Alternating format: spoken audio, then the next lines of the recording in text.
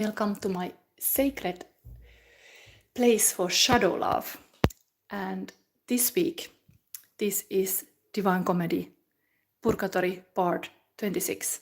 And we go today into the fairy tales in the theme of folktale week. This week has been yearly folktale week. And it's always like ending like Sunday, so it was Monday to Sunday, and I've been designing my own cards in a kind of theme of folktale. Today, for example, I designed this card. I have made this kind of foxtails. The light is not the best here, but let me see. I want to have enough light in this reading. So this is today's card. The meaning of life is to find your gift. The purpose of life is to give it away. Pablo Picasso. So let's start this reading like this. I'm gonna give away my knowledge about how healing fairy tales can be, and that's why, I mean, I'm not immune to the reality we are living. We have now this theme also, imagination versus reality.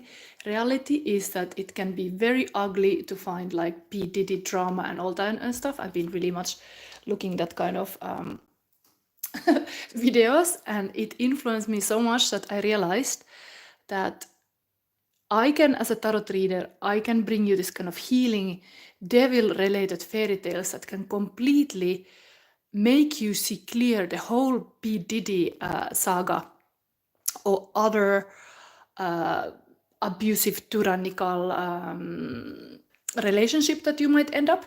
So who knows why the Doors singer Jim Morrison died? I mean, we can speculate whatever, how somebody died when they were so young, but he's also here to be present. He was Sagittarius. So today, there is a lot of elements here. First of all, Sagittarius season is now on, and so we will start this whole reading before I go into these three piles. This is a weekly love reading with three piles and the Divine Comedy card and the fairy tales and all this. But before this, I start with in the honor of Sagittarius season, and every Sagittarius, I think, yes, Jim Morrison, I think, is born, if I remember, 8th of December. So it's some Sagittarius, of course, are born in December. Some people are already born today. Let's celebrate this birthday first by picking up a love card. This kind of whisper of love for every Sagittarius now on this planet. We start this nice, and Thor singer can here look and give you some vibes. Let's see.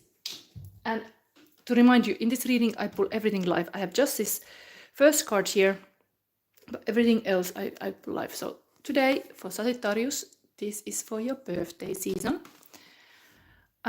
Get to know each other. Learn to meet another need for love.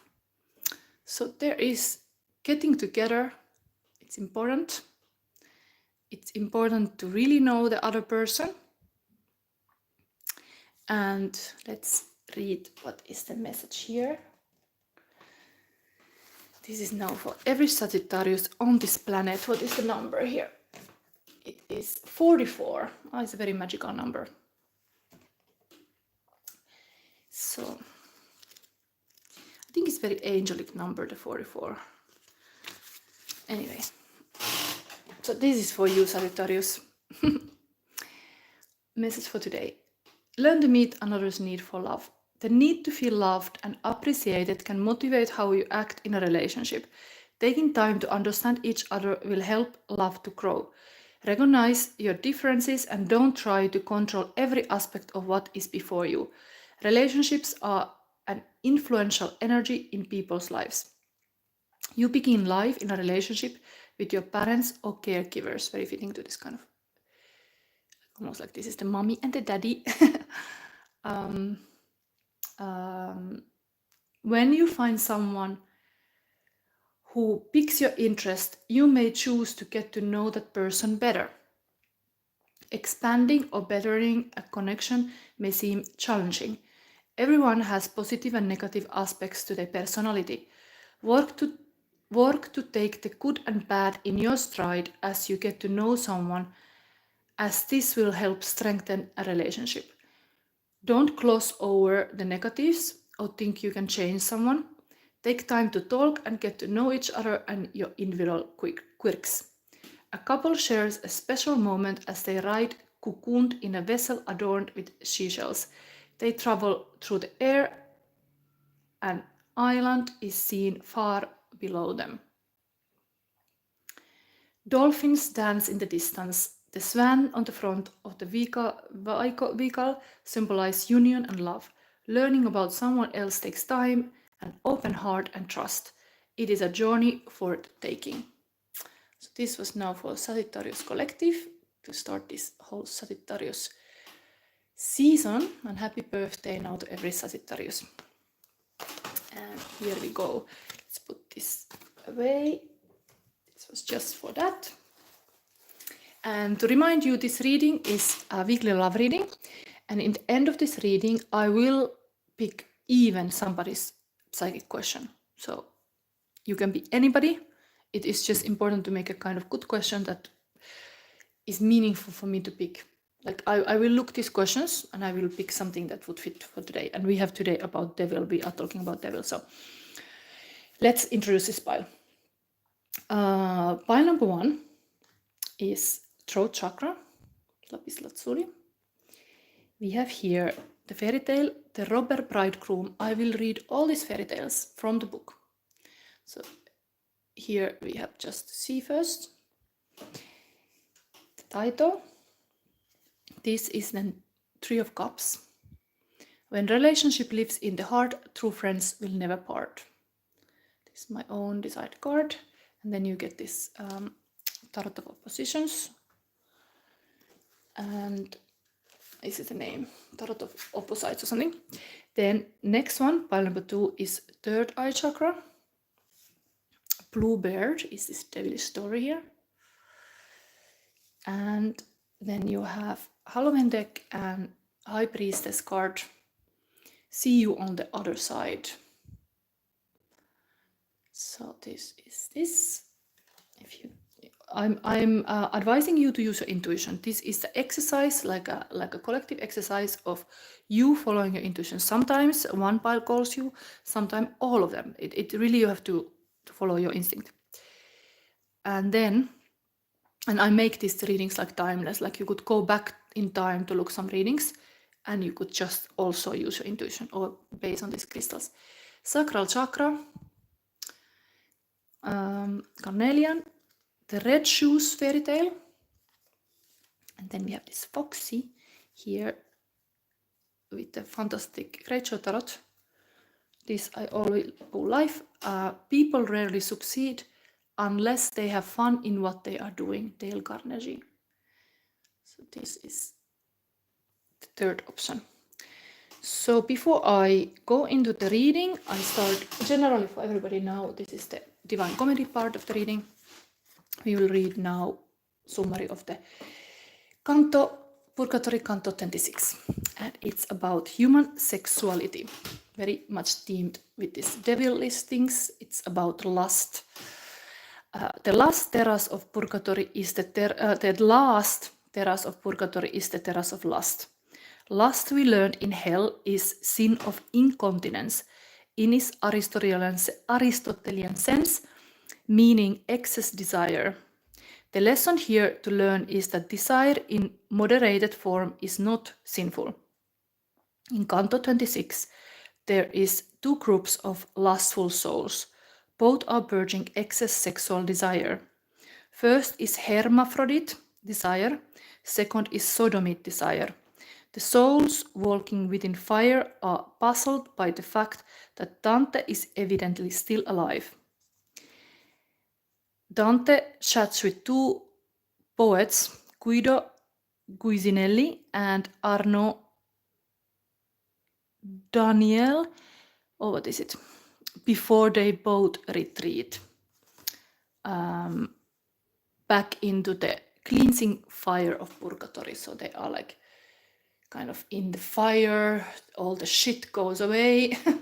It's like kind of like now, after all these Capricorn years, I think we should get kind of rid of all this kind of sins and can start to live our life a little bit better. Anyway, this whole point why I even brought this kind of devil story is that I felt like I need to kind of make a little like a summary of what is this Capricorn years about, and it's the devil card in tarot, and there are fairy tales connected to this, so I picked all these fairy tales that are connected to devil. So what the devil is more relatable to you, that's about your intuition now to choose which pile you go. We start with the robber bride groom and see where we go. And yes, to have here like Alice World, yes, sometimes there's this saying, not every cake are good inside. Like if you're in the tea party, sometimes the cake might look good and delicious, but it's not so good after all. So here we go.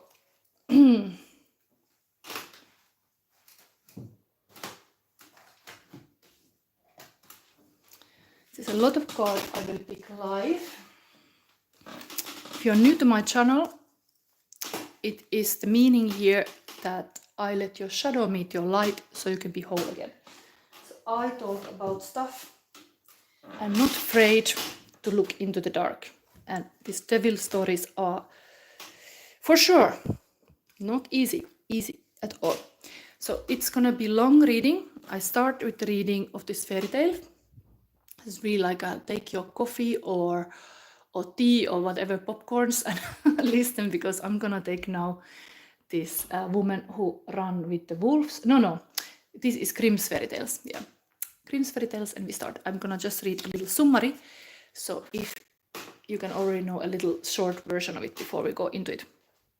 So Brothers Grimm wrote these stories from 1812 until 1857, and this robber bride groom is there is an impoverished miller who is seeking a better life for his only daughter. She wants to help her family and do what is right to marry a wealthy man, but something wicked lurks in a woods where the bridegroom lives. So we go into this. Chandru say, hello sister, how are you? Nice to see you again. Yes, weekly reading, ready to go. This is, I'm happy to make this long reading, but soon I have to start again to do this horoscope sign readings because it's getting soon December. But before that, now let's do this. I enjoy these long readings, but I have also a child now here, so I know this is gonna last long when I read these stories, but I enjoy a lot. I hope you enjoy too. Fairy tales, they can be really healing. That's why I do this. It's something that my mom used to do for me. It's not so long stories, this one. Here you can see the picture. The bride is going to this isolated house.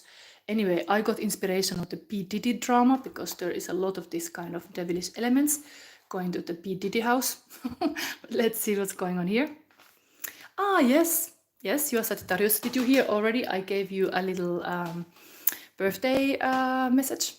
So this is today also indeed Sagittarius collective birthday reading. But now let's read. This is for you and everybody. The robber bridegroom. Maybe I show this little bird cage here. Here was once a miller who had a beautiful daughter, and when she was grown up, she became anxious that she should be well married and taken care of. So he thought, if a decent sort of man comes and asks her in marriage, I will give her to him. Soon after, a suitor came forward who seemed very well to do, and as the miller knew nothing to his disadvantage, he promised him his daughter.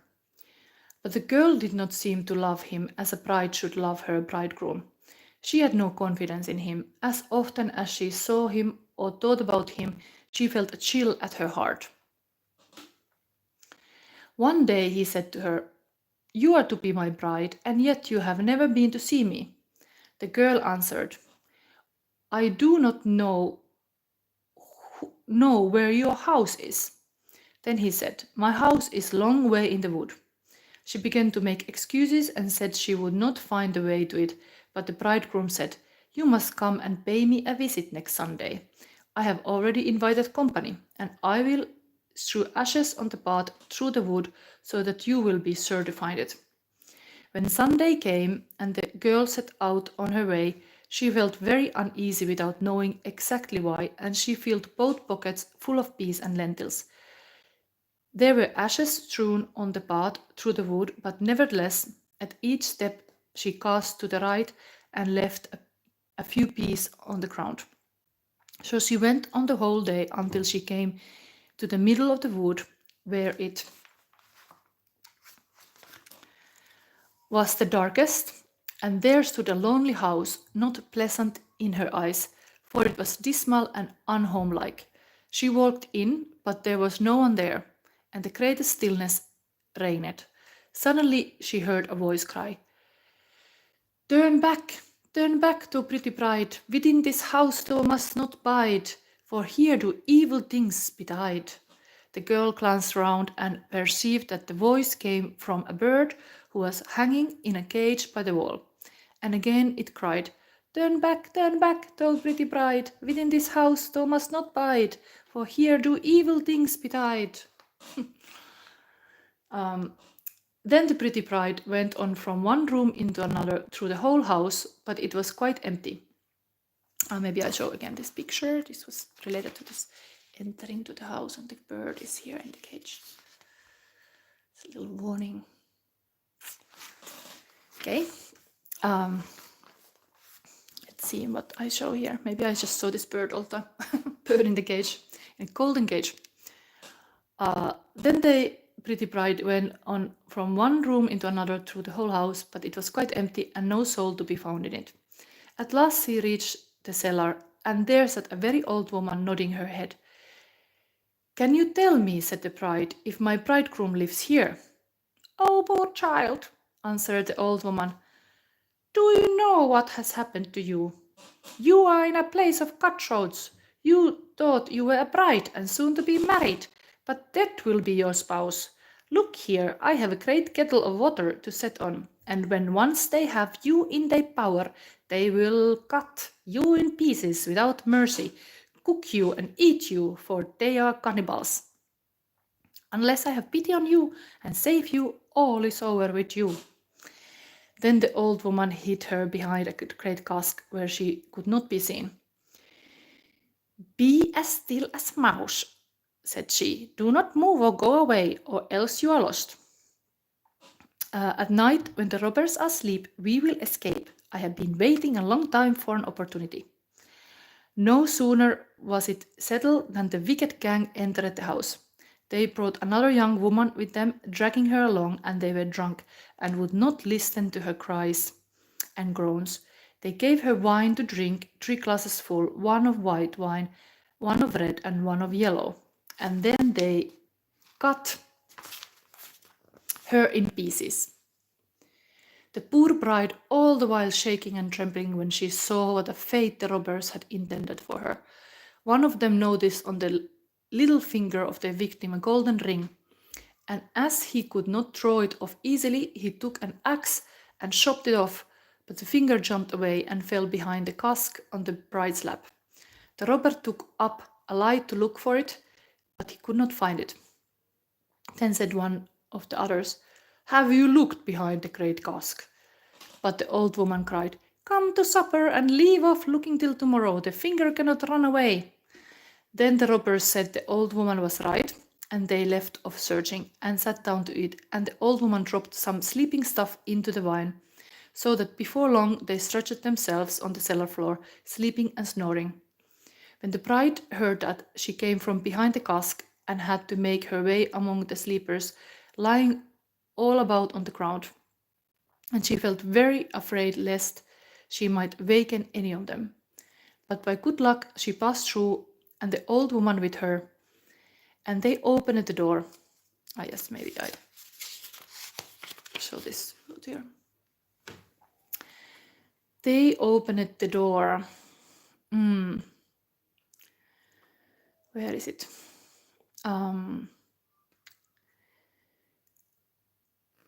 Where is it?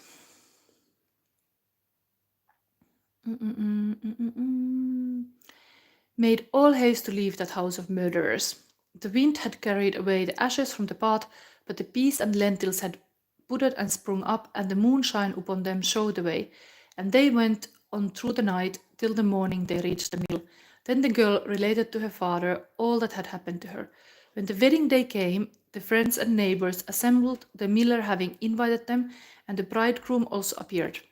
When they were all seated at table, each one had to tell a story. But the bride sat still and said nothing, till at last the bridegroom said to her, "Now, sweetheart, do you know no story? Tell us something." She answered, "I will tell you my dream. I was going alone through a wood, and I came at last to the house in which there was no living soul, but by the wall was a bird in cage who cried, 'Turn back, too pretty bride, within this house thou must not bide, for evil things do here betide.'"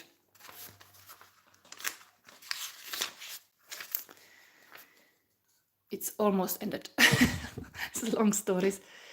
And then again it said, "Sweetheart, the dream is not ended." Then I went through all the rooms, and they were all empty, and it was so lonely and wretched. At least I went down into the cellar, and there sat an old woman, nodding her head.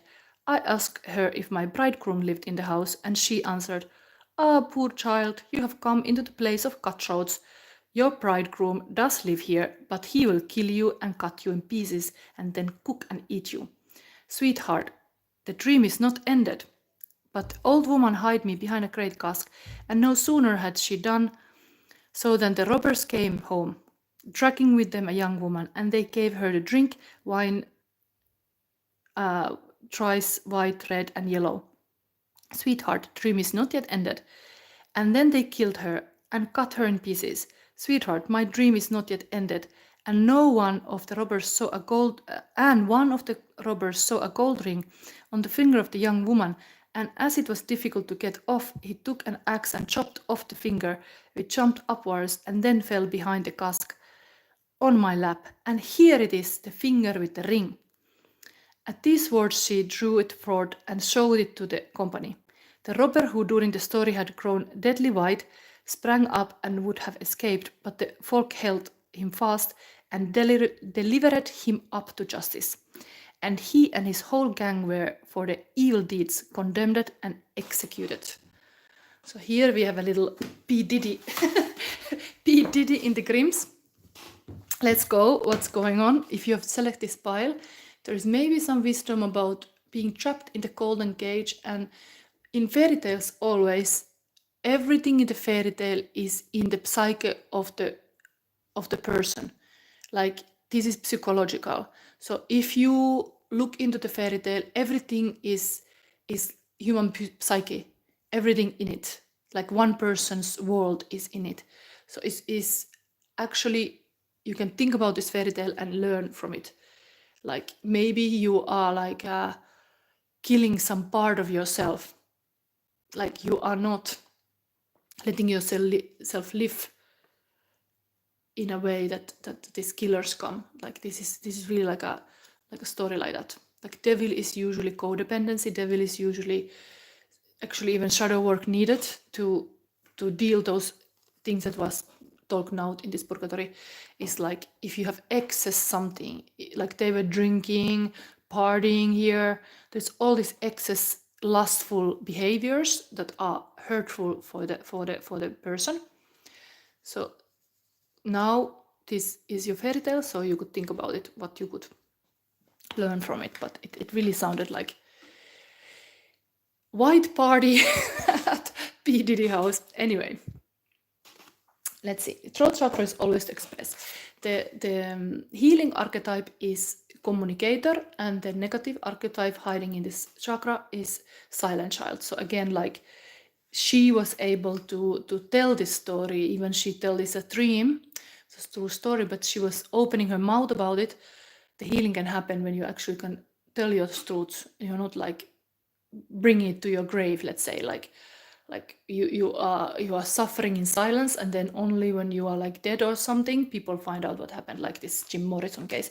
Maybe he also had some. I think now, because it's really, he is Sagittarius, maybe let's use this randomly. Let's see what is coming.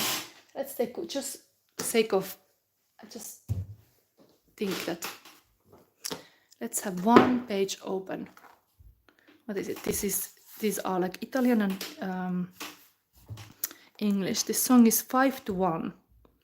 Let's read something from this.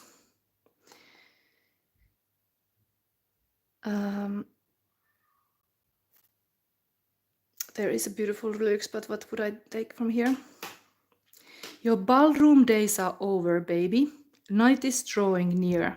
Shadows of the evening crawl across the years. You walk across the floor with your flower in your hand, trying to tell me no one understands. Trading your hours for a handful of dimes.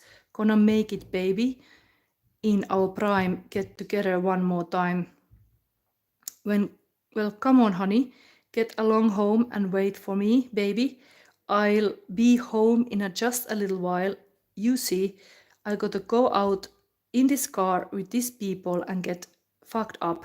Get together one more time. Love you, girl. You are looking good, looking real good. Come on. So anyway, I just took one thing from Morrison. Just for the sake of it, it's here for this reading. Let's see. Now we have this. This is also about friends and like getting together card. So it's very important to have this kind of like a good people around you. I often say that it's like a protection who you keep around. Like it's almost like you can think like other people become your guardian angel. That if you are not noticing somebody being like a bad for you, your friends will tell it's bad for you. So always like a kind of keep around people who you can trust, and you have this kind of true caring relationship that they would say if you would not notice something. Let's see, we have a lot of cards here. I'm gonna pull everything live. So next thing, this is weekly love reading, so we will have a rune. We have here prosperity. Then we are gonna get interesting cards. Let's see, let's start from this. First thing I'm gonna pull here, I'm gonna have a little bit inner child healing, because fairy tales are that, but let's put in the table the couple energy as you were as a child. So if your relationship would now be pile number 1 as a couple, as a children, how would you be? This is the female side. This is the masculine side. These are just polar opposites, so if you are same-sex relationship, it's just like these are polarities. So this is for you.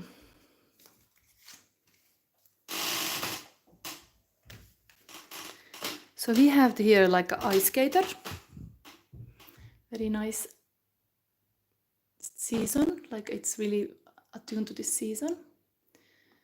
And we have here a kind of farmer boy. It's like a relationship, very polar opposites. Winter and summer. Maybe if somebody is Sagittarius, this is kind of winter sign, then it's like, what is the opposite? Is it like a Gemini? Then like it is like a Capricorn is like Cancer, the opposite. But this is the winter and summer. It's here. What else I can see here? Kind of like interesting thing. It's very important in relationship to be grounded. It's very important to have the basic needs met, and this kind of grounding, and it's like be able to also get your hands dirty, to not be afraid of work. Very this kind of earth energy. And here is this kind of icy energy and freeze and water. So maybe I know air signs can be cold, so it can come cold sometimes when you're air sign, like you are so mental about stuff that it feels like a cold energy. Anyway, this is now here. Let's see next. Let's put a little light because this devil story was kind of a lot. What is the light here? I am persistent. Okay, it's good. It's actually in the theme of this whole last episode was saying like you have to be having like, what was this word what I was saying here? Yeah, incontinence is like a sin, like you have to have a continuity. So this persistent is really a good thing, like you are like can trust other person, like they stick by you. Then let's see, emotional landscape here in this pile number 1. Things are just okay. It immediately came here. Desire. Okay, we have very devilish episode. Fire is here. Okay, fire is also Sagittarius element. So the desire is here. Okay, then let's see.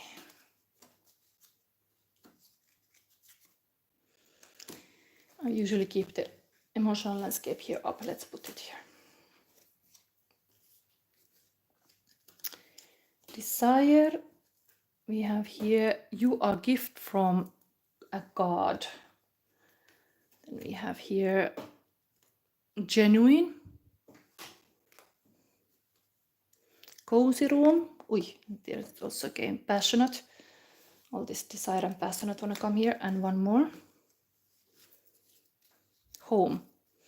Okay, something about really important in this relationship is this home. I think it's landing on this man side here, very like a grounded energy. Of course, in this story also, let's go back to this, this devilish story. The woman went to visit the bridegroom's home, and there was kind of like a darkness, like there was not very much like a very optimal situation, like a party going on, and all friends, they are just like drinking and having a messy life. It's not the best. Let's see what's going. Next, let's have a little angel purpose card. Pile number 1. What could be advice from the spirit guides and angels for you? Pile number 1. Energy healing. So indeed, this kind of home, indeed, if it's bad energy, the energy healing is needed. Your natural energy healing abilities are an important part of your life purpose. So even in this fairy tale, it was like a really bad energy in that house. Many people have been like murdered. There was like, imagine if you would buy a P. Diddy house and you would like live there, or this Playboy mansion nearby or something, like all these shady places. You should really do some energy healing.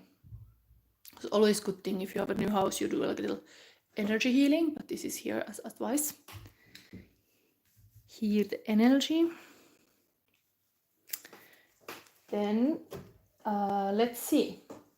I think before I go to the tarot cards, to see more into this relationship, I will take the current feelings of your person. So we have the weekly current feelings of your person.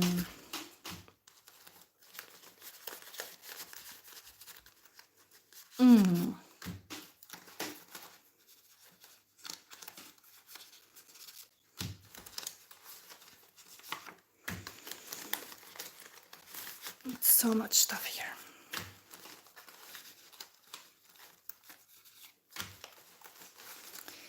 Current feelings of your person, how much, maybe we stop here. So let's see. Question to open your heart. Can you love yourself enough to be the way you are in a relationship?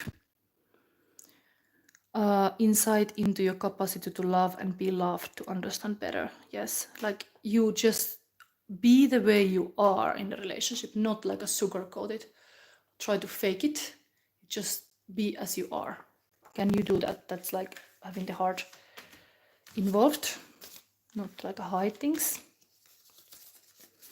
like a fake things, or like actor, like act the part just to please others. Question to open your heart to love truly. Okay, there is really like a important in this pile somehow to love truly, and there is even a turkey like a Thanksgiving. Can you love someone as they are and not expect them to change for you? Very similar. Cave, problem solving, isolation, shadow work, being alone, hermit, going into deep to heal, sadness, withdrawing wounds, licking one's wounds. So there is this kind of wolf looking the dawn, like a sun is rising, and there is the wolf alone. Where is my pile number 1? Okay. Then we have a lonely mountain, this here. Okay, these are all kind of like what happens inside of us when we feel good. So endorphins come from humor, sports, yoga, meditation. Serotonin, walking, healthy sleep, good food, acknowledgements. Dopamine, music, learning a new thing, reading a book and hobby. And oxytocin, hug, support, show love, and massage. So persons see that these kind of hormones are important, like maybe they need a lot of hugs. We have Jost Klein, Europapa. I wonder what is the horoscope sign of Jost Klein. I think it's Scorpio, but anyway, I once checked, but anyway. This was in the Eurovision, a song that was disqualified because he got upset and angry when he had just performed this kind of sentimental song about his parents had died, and the song was about it, and like he had said no, he doesn't want to have any picture taken, and then anyway they put the camera on his face and he got upset about it, like why, and the backstage, why cannot be in peace. So then his song was disqualified and he could not perform, but it was like one of my favorite. Anyway, Europapa, Europe, let's come together. Europapa, it's now or never. I love you all, Europapa. Welcome to Europe, stay here until I die. Europapa, stay here until I die. Europapa. This is such a, if you want to listen a funny song, it's very like a nice, I really thought this would win even, and then they disqualified it. So your person somehow think about you, maybe travel to Europe, something like this. Then ghost can't rest, interesting card. this fear of loss, feeling vulnerable, wandering soul, restless energy, insecure, lost in twilight. Oh, the ghost should be buried and rest in peace, but no, it's wonders here. Maybe you have some person that wanna come through now, somebody who have passed away. Maybe you should look the signs, like this person is like a dead person here. It's not like I'm looking the feelings of the highest person, but somebody is like ghost. So what the ghost wanna say, maybe we could verify this. Solar plexus chakra, I value who I am. So your person is very confident. And then sacral chakra, I'm beautiful and everyone loves me. I'm happy and content at all times. Nothing can ruffle my feathers unless I let it. So there is this very like a self-love here, passing with this energy healing. I think your person is have very good vibes, like want to have this kind of good energy. Keep it up. So, but I promise to verify what this is ghost, because this is really often indication that there is some energy like that coming. Maybe I use my own deck because I've been drawing these stories in the, just put everything inside here. So what is this? So the card could be empty also. No, I have not designed all of this invisible deck, but I feel like this might give you something. I'm currently drawing this. Also for this folktale I made new. So let's see what the ghost want to say to you. Interesting. I think it's gonna be mysterious because this is welcome to the sacred space and stay magical. So moon card is always like you should not know even, like things are hidden from you. But just to know that there is this kind of benevolent ghost energy around you, like somebody wishes you well, but maybe the energy is indeed wanting to just show you how magical you are. Stay magical, how magical you are, and how much magic there is in you. And indeed, life and magic is like magic, especially, is to experience it. Sometimes you cannot explain it. So maybe the ghosts wanna tell you, like, live more, live more fully your life, live it really, like in the moon cycles and so on. Of course, this is also ruling planet moon of Cancer, or is of Pisces. It's kind of water energy. Anyway, or something is related to these moon cycles. Now, for example, it is kind of this dark moon time, new moon time. Interesting. We will see. So let's see. Next, we're gonna see this, and I have still a Sacred Destiny card until the end to give advice from the spirit. So maybe the ghost can here help. Also, but now we look into like a love reading. I've been doing these twin flame readings. Let's see. This is kind of love. This is the couple energy. So let's see. There's a ghost in between. Interesting. So what's going on? What do we need to know? What we need to know. We have to have your crystal. Where I put it? Here. Something needs to be expressed. But sometimes expression is indeed is dance, is music, is not necessarily always words. It can be artistic expression. If you want to come true. This kind of devilish games or party or whatever are killing our true gifts.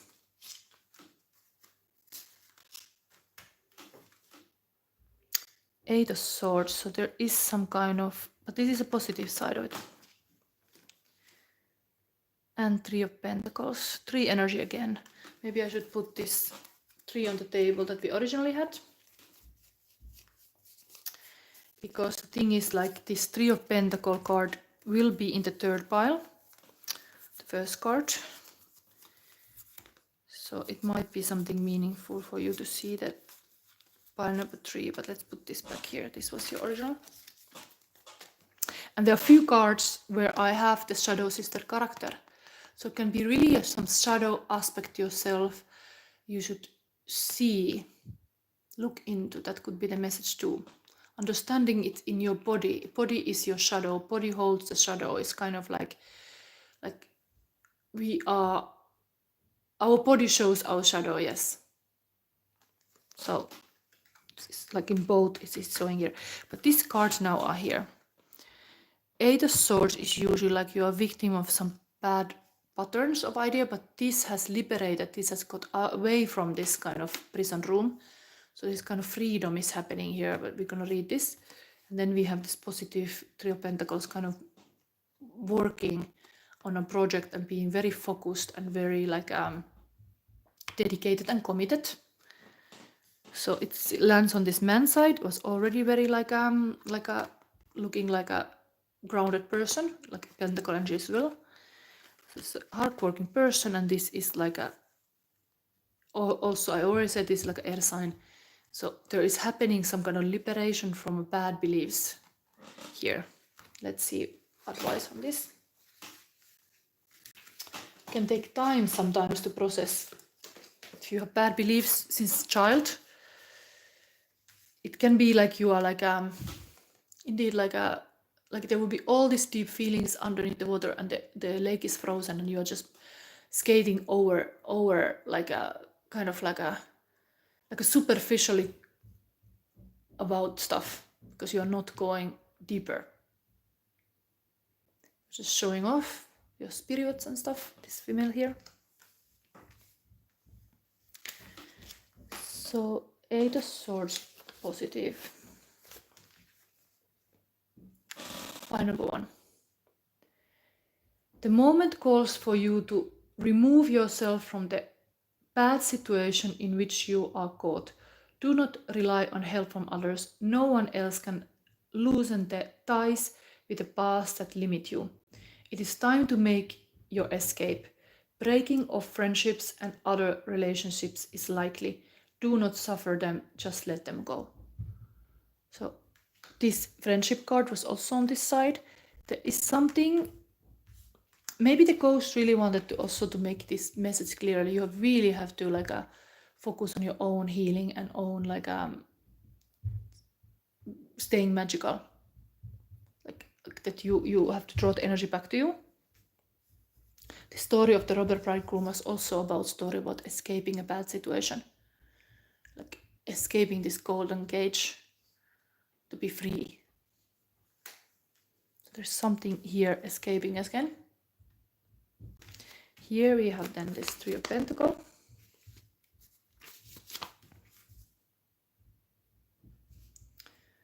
Look for allies, companions and supporters. With them, any form of work, project or study will be better. You may be successful on your own, but you will struggle more. All your professional activities are favored. This is also indeed asking for teamwork. So this was also like looking into some social groups might limit you, then put you in some cage indeed, like you are not free to sing from your heart, like you are not free as a bird, like you need this kind of like a self freedom. Value who I am. I'm persistent. Okay, so let's go now to the part of the, I'm doing very long reading, the advice card.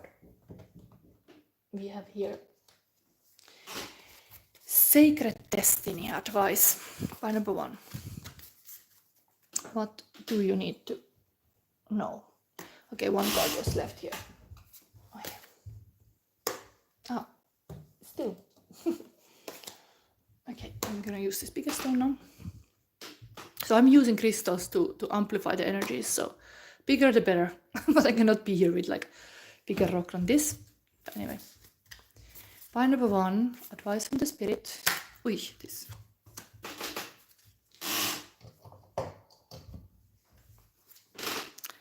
Security. Interestingly. Drawings in a cave. It's very much similar image that was your feelings of your person. We had this cave already here. Where is it? Where is it? I saw it. Saw it here.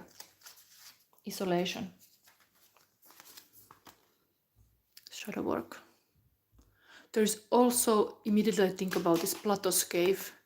There is this whole thing about like, this is kind of the PLUTO's cave as well. Like this was a message from your spiritual help, ghost, whatever spirit guide you have. Read the PLUTO's cave. There is this kind of thing like, even on the table, imagination versus reality. You have to become really into reality now. Imagination is connecting you to divine, but still you have to be grounded. And this guy is able to be grounded here. Very good thing.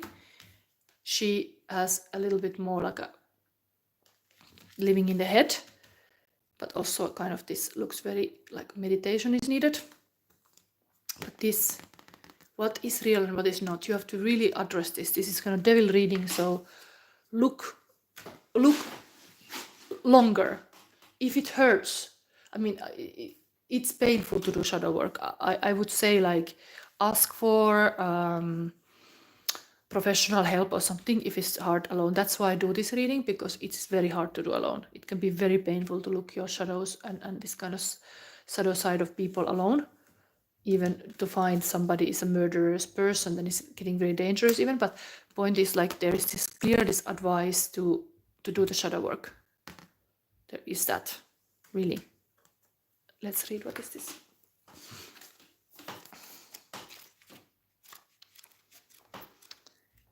And psychic skill is to look longer. If you don't see immediately, stay in the dark until you see. Don't give up.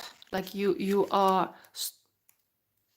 like I am from Finland, so I used to work in the woods, dark woods, and I'm used to that.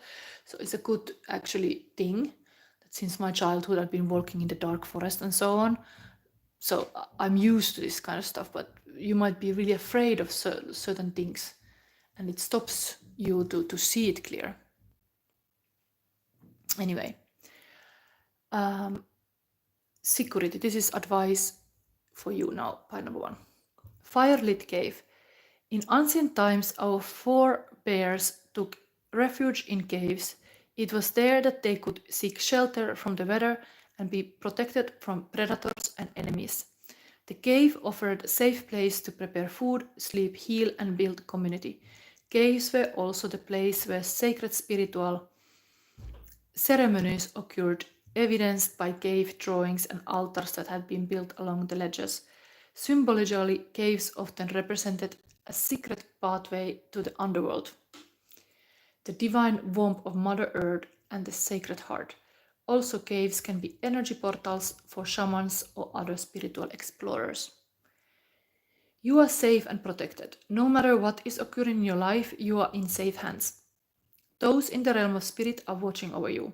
You can relax and let go. Once you've taken measure to protect yourself and those you love, such as making sure everyone has their seatbelt on in the car, making sure your insurance is paid on time, or replacing the filter on your heating unit, then let go. If you have been hyper-vigilant lately, take a break, relax, know that all is well. You can turn it all over to Creator. Kind of like make sure that you kind of like keep this kind of sacred heart fire in your heart, but then also trust the divine that like you are having kind of like a guidance in several ways. Even this reading can be one. Anyway, I think this is the pile number 1. I did very long reading. I put back these cards because I use them again. So did you like this reading? Everybody's very silent. This kind of devilish reading. Not easy subject at all, but I have decided to do this because I can. If I have a quality, at least I'm not afraid to look too dark. Or I have learned since little to do that.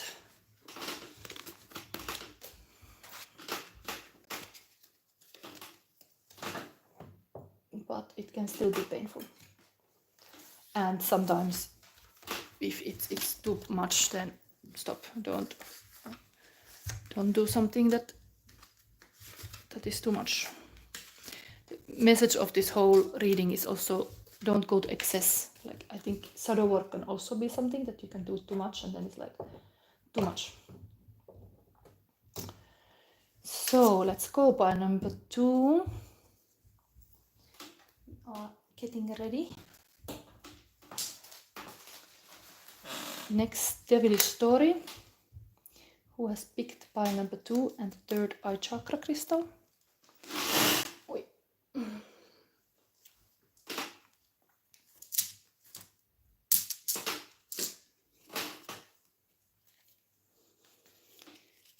This is long reading today. So we go to this here. Oi, oi, oi.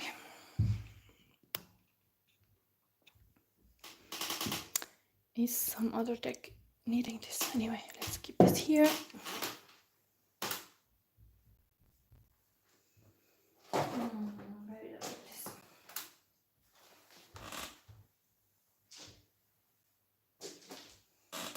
Oh, I see now where is pile number 3, but where did I put pile number 1? 2. Ah, yeah.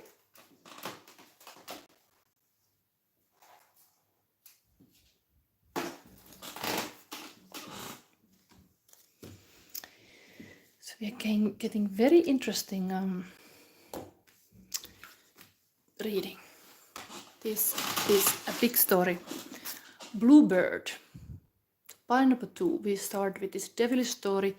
Bluebeard, little summary that you can know where we're going to. If you dare to look deeper, we have here.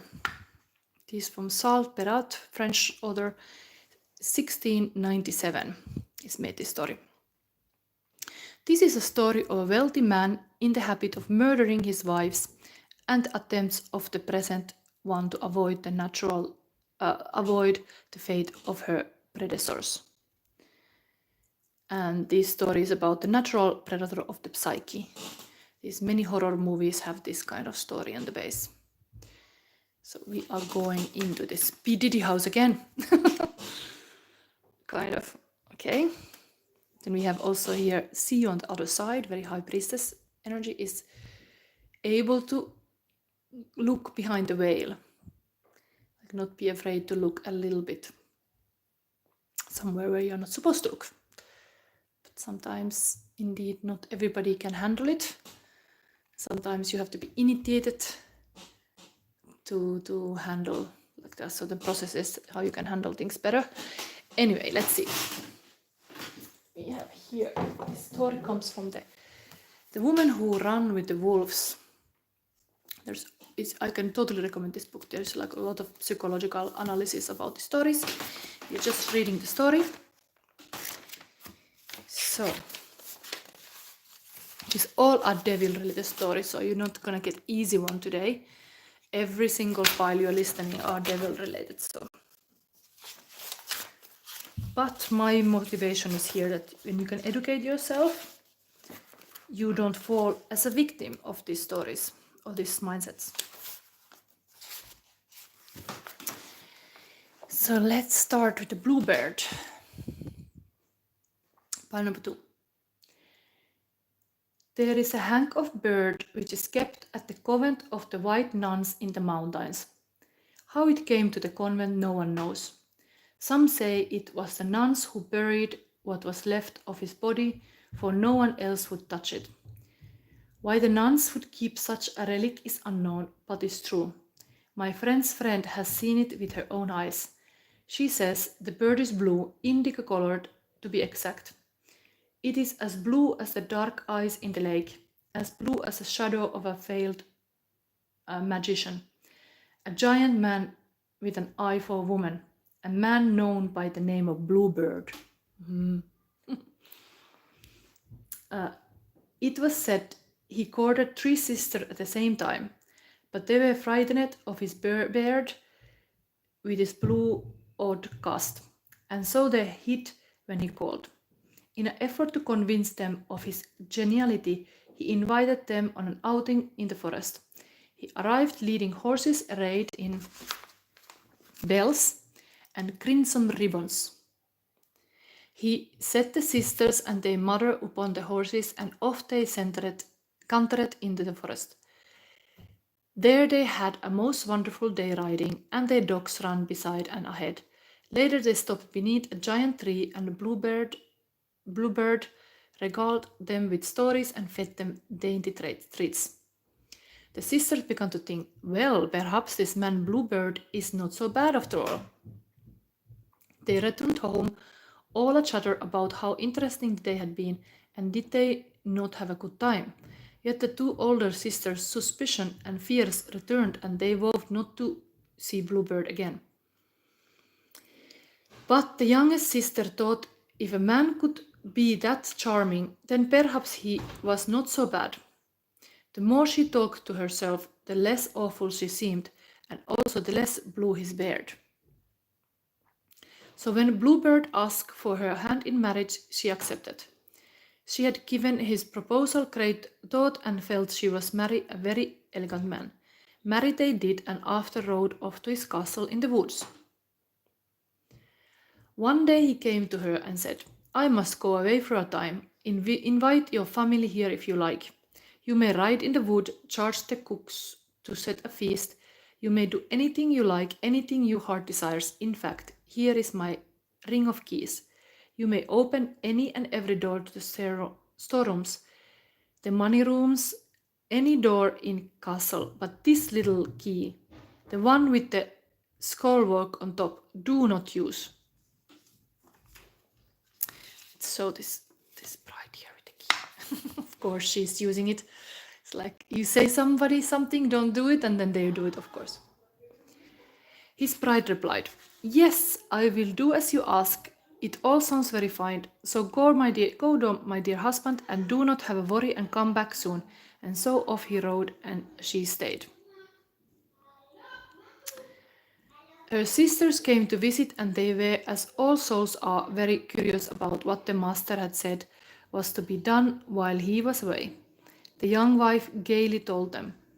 He said, we may do anything we desire and enter any room we wish except one. But I don't know which one it is. I just have a key and I don't know which door it is fits. The sisters decided to make a game on finding which key fit which door.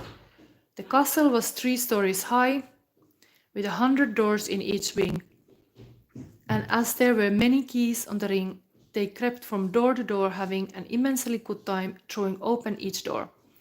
Behind one door were the kitchen stores, behind another the money stores, all manner of holding were behind the doors, and everything seemed more wonderful all the time. At last, having seen all this,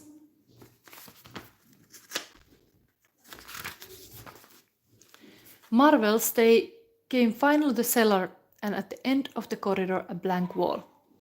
There's always something in the cellar. The P. Diddy house too. Okay.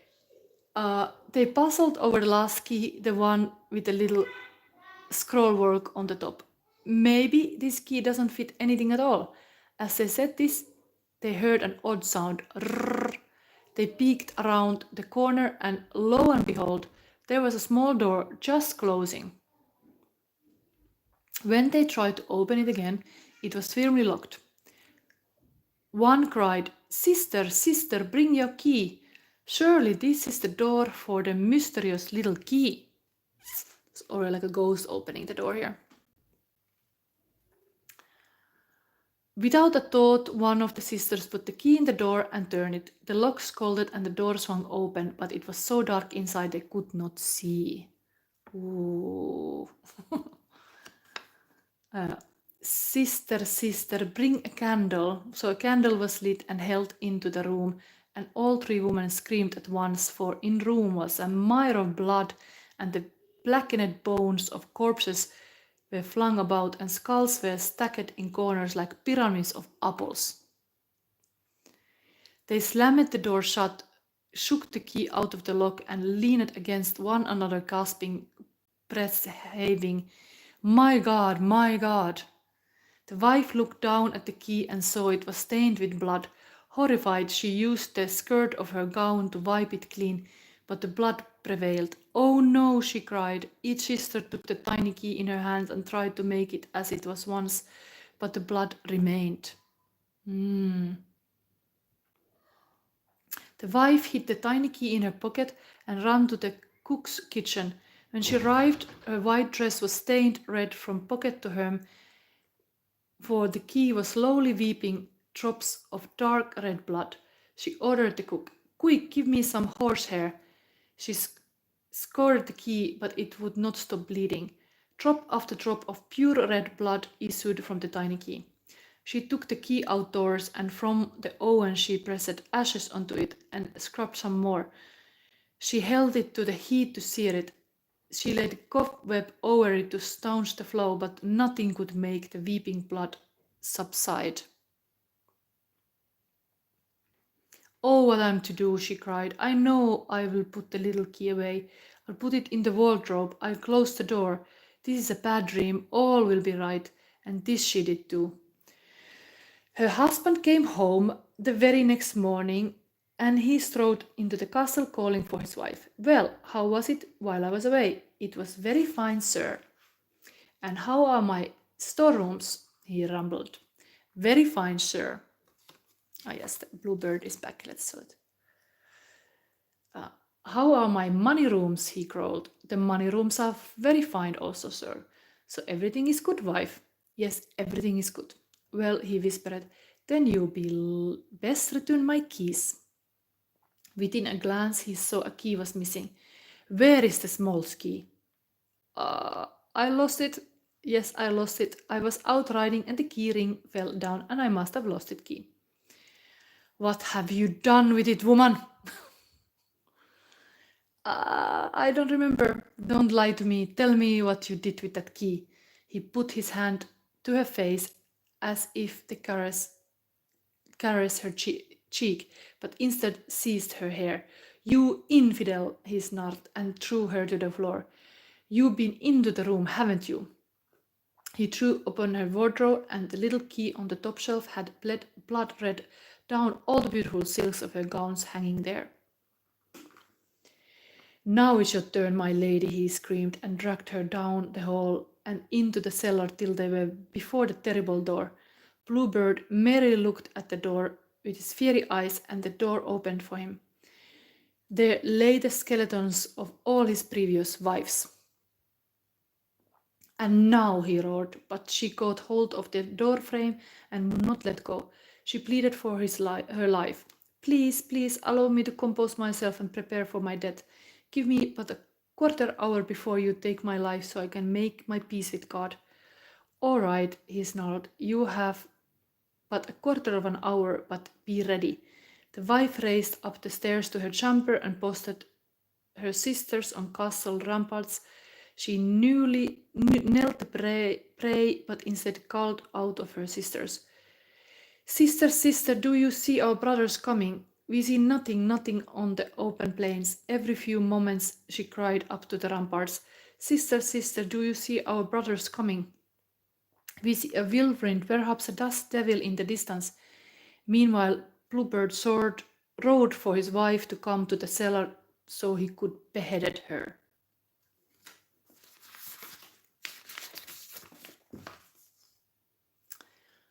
Again she called out, "Sister, sister, do you see our brothers coming?" Bluebeard shouted for his wife again and began to climb up the stone steps.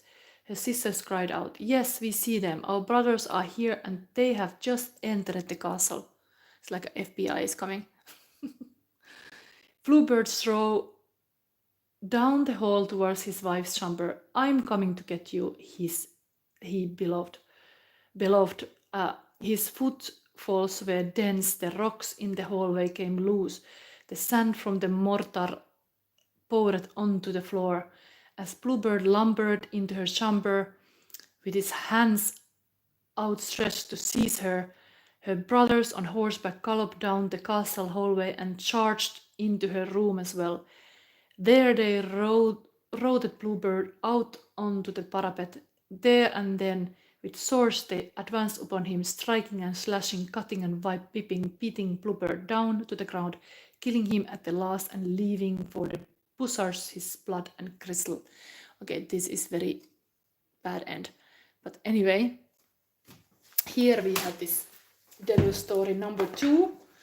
So, interestingly, there is this kind of like a high priestess who is able to see behind the veil. So this is kind of quality of the wild woman to sniff around, to really get to see and know the truth. Wild woman is not just accepting the tyrant's words, is wanting to see for herself. So let me see what is this pile number 2 now. Imagine versus reality. What is happening here? We are going, what was the first? Which one I took first last time? Let's put immediately light in the table because this was again dark story. The whole point of this horrible devil reading is to liberate from this kind of stories and beliefs. And fairy tales are always having the wisdom that this whole fairy tale is about human psyche. One person can have all of this character inside. It can happen in the real life, of course, when they're psychopaths or what kind of like a devilish people, that they behave this way, but all this thing can be happening in your human psyche. And this story is about the natural predator of the psyche and how somebody can lose their like gifts and creativity to this kind of natural predator of psyche. So I'm fun and funny, so it is kind of like the joy of life. You need that back. It's been too heavy and too dark. It's almost like that's here. Like sometimes it is like that's the whole issue here. Like the feminine essence is like a playful and joyful and so on. If you lose that, it's kind of like feeling like you lose your life. You cannot anymore be playful. You're not allowed to play. It's bad for everybody.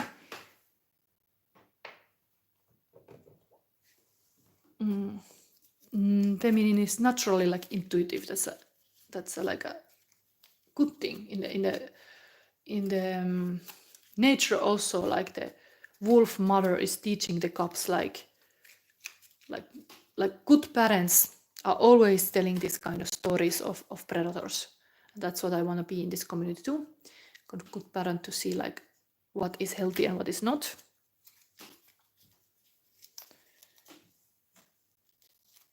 So let's see, emotional landscape, number 2. Got here, fated love meeting.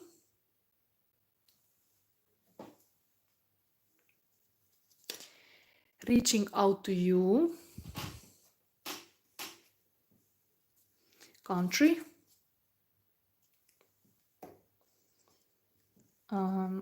Cozy room. Interesting, that was similar position last reading too. You are a gift from God. Also, this was last time, so it's feeling very like a good about the person you is your person. Like there is like kind of things happening. Let's see now this kind of inner child healing part. Let's see the cards of the feminine side. What is happening in this relationship? Who is this feminine here? Oi.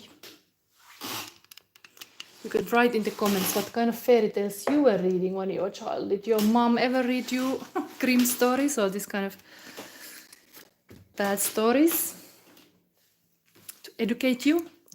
So we have here a little bit poor girl. It's kind of like with a duck, like a really hard working, let's say, but not. The dress is a little bit broken. And what is the guy? Oh, they are a perfect couple. Oh, sweet. They are completely made for each other. They are both knowing, like maybe their childhood was not so rich. They both know that what it takes. That you have to kind of like make your own choices, make better choices than your parents. And so it's like a mouse coming from here. Aww. But they are like really like meant for each other. It's really like the same suit. It's interesting to have the same suit. So definitely can have a big understanding here. Like they come from the similar like backgrounds or something. Okay, let's see the angel card. Pile number 2. Angel. What is the protection message is here? Infinite abundance. So this, even they have like it could be like a driving force. Like if you know what is to be poor or like not have much, you are happy then what you got, and then the abundance will just get more. So the message is here. You are fully supported as you devote yourself to your divine life purpose. So it is like this guy is a bit like a clown. Girl is taking care of the goose. Anyway, this fun and funny is also here really with this clown. Then we have, okay, third eye chakra also is here, like intuitive powers. What is missing here? Yes, current feelings of your person and the rune. So rune for this week love reading is, what is it? Energy. Energy going on. And now we have interesting current feelings of your person by number 2. So much.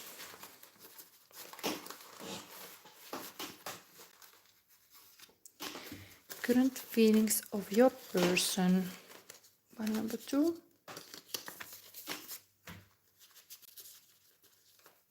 Oh, it's this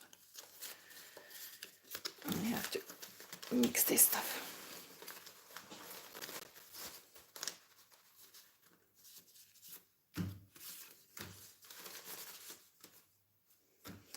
interesting. I saw the last card is again the ghost. So there's really some kind of spirits wanting to guide you. Maybe the theme is so bad, like indeed they're kind of like wanting you to be okay, even when we talk about this dark stuff.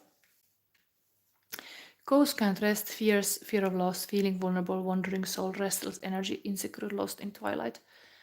Just gonna rest in peace. Again, I feel like I have to do this. Let's have this folktale week Führer, and I use my own cards. What the ghosts wanna say? Let's look it immediately, because there's again this kind of energy on the pile number 1. What is the message of the ghost here? Okay, Hermit card. So this is not even drawn. So there's something about alone. Often the spiritual awakening happens alone, like it's a very lonely path. So accept the loneliness, maybe. Okay, then next, current feelings of person, romantic. Person feels romantic. There is this Alice in Wonderland. They're painting the white roses red here, the command of the queen.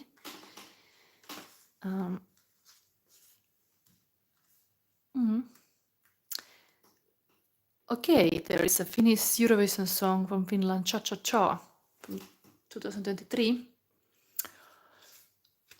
Should I read this? Okay, I read this Finnish. This is a song. Rankka viikko ja paljon pitkiä päiviä takana. Mielenkiintoina pinakolada ja rata. Ilta on vielä nuori ja aika kumota. Tää jäinen ulkokuori on aika tuhota. Pidän kiinni kaksin käsin kiinni juomista niinku cha cha cha. Ei, en mieti huomista kun tartun tuopista niinku cha cha cha. Ei. Ja mä jatkan kunnes enää pysy tuolissa. Nyt mä lähden tanssimaan niin kuin cha-cha-cha, enkä pelkääkään tätä maailmaa, niin kuin cha-cha-cha, kun mä kaadan päälleni champagne, Anyway, this could be also the current feelings of the person. There is this joy was already on the table. Slide message, I'm fun and funny. The person see that there is needed, like maybe there has been kind of suffering and all kind of like a feeling poor.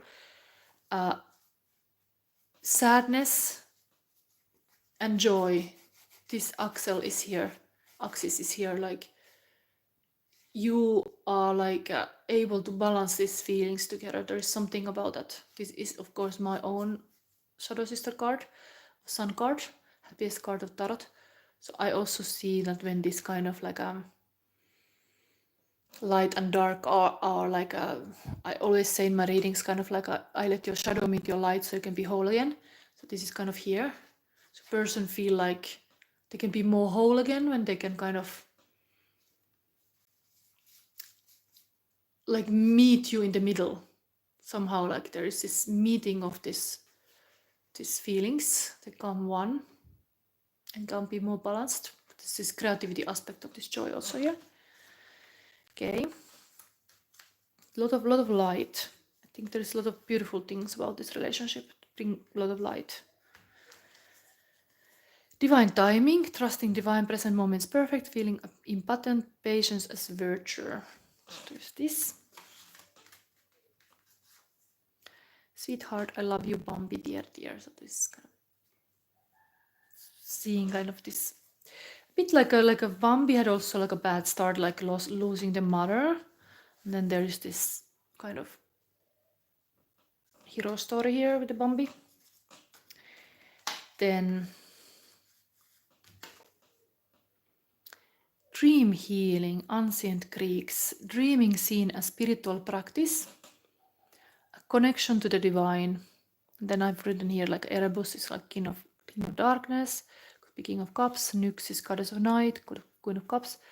The sun is Hypnos, sleep, and then Knight of Cups is that Hypnos, and then the page would be like a sun, would be Morpheus. And Plato has said dreams are expression of our repressed desires. So dreaming, was it something to do with this fairy tale? I don't know.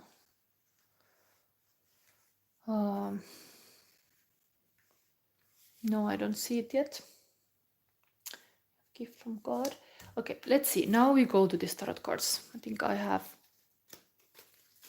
a lot here. So what this couple needs to know now is weekly love reading. But they need to address, there's 3 things here side. These 2.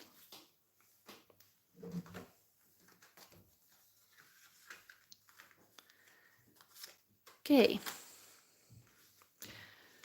So the poor story is still going on in this side. Wait. Where the guy went? Sometimes I'm like here. So we have here Ace of Sword, King of Wands, and 4 of Pentacles. 4 pumpkins. I think this creative thing is really like important here. Like it's almost because the man is here. This is like a projection. There is something about very much focusing, like a finger is even pointing to this king.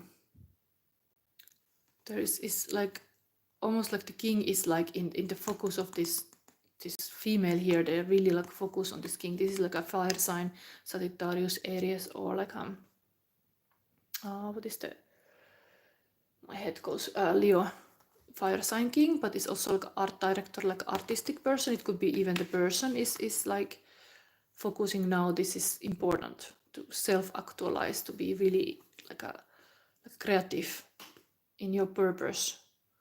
Do what, like for me, for example, I have been designing this invisible tarot card. It's very gratifying.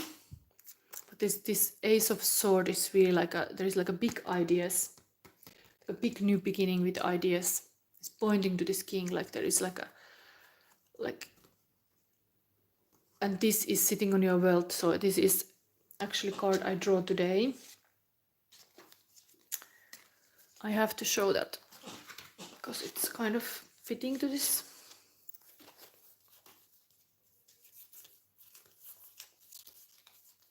It's really reflecting that card today, so I want to show that card to you because I'm making them one by one. And today I actually draw that card. Where it is?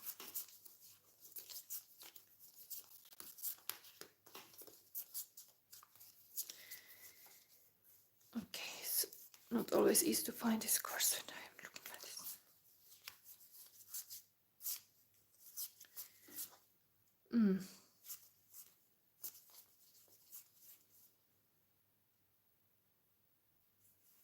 Did I like put it somewhere? No, I would like to have reference for that, but maybe it end up now with the other cards somewhere. Can't see it for some reason. Okay, let it be. Let it be, because maybe it just went to somewhere. So anyway, this is like a stable energy. It's like accumulating wealth, like having a security. It's very important for this female to have the security in this relationship. Something about that. On the man side, there is this lack of money, but also again Sagittarius card. So this is kind of like having this kind of full card of the minor, wanting to take like a new pathways, new initiatives to get out of this whatever situation there's been.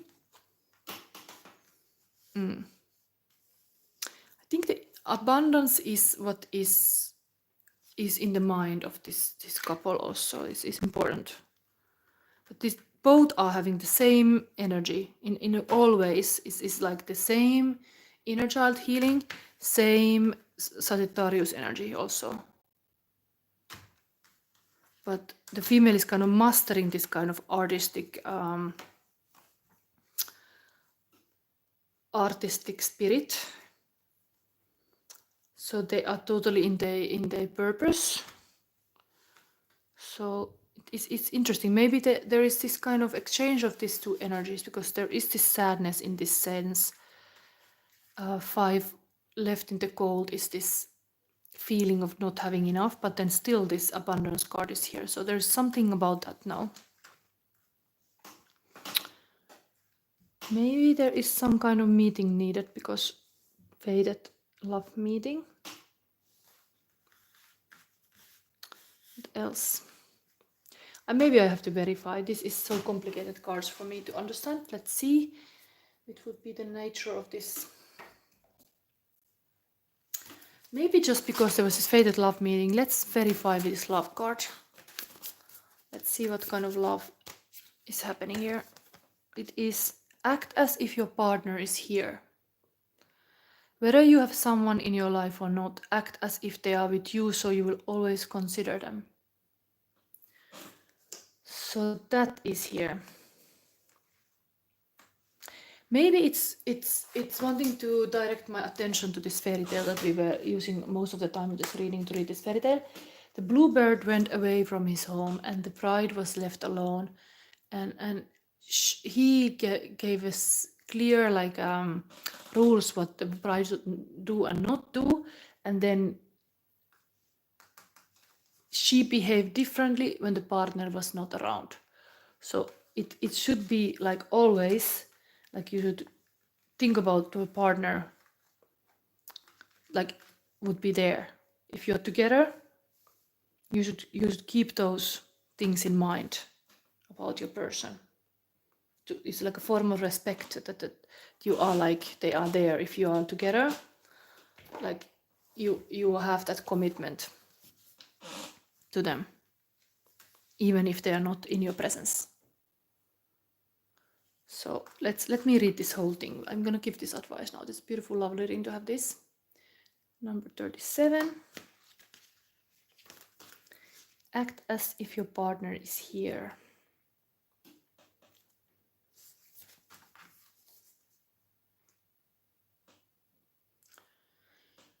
If your actions and thoughts take someone else's feelings into account, you will be more aligned with a true relationship. If your partner is not with you yet, generate the feeling that you are already sharing your life with your special someone. This will change the way you feel and can alter your attitude and your potential to attract them into your life. Revel in the thought that you are in a faithful relationship. When you create a vacuum by affirming your desire as if you have it, the universe will bring it to you more quickly. You draw into your life the things that are in harmony with your beliefs. Believe and trust that love is coming your way. See your energy as a love-attracting magnet. Live as if you are in your desired relationship and appreciate the pace prior to the arrival of love. A fairy couple effortlessly dances across the night sky. A large moth is beneath them. The moth uses its scent to pull in a mate. There is no concern, worry, or doubt concerning her ability to attract love. Use the energy of the moth to relax into a state of trust. Love is not far away, and you are in the process of bringing it to you. Very promising message. Start to act like whatever you would do, like, honey, I'm home is soon to be heard, and what would you doing then? Like, is it okay if your person knocked the door? Act as if the person is already there. Like, have a healthy habits and all these things that you are ready.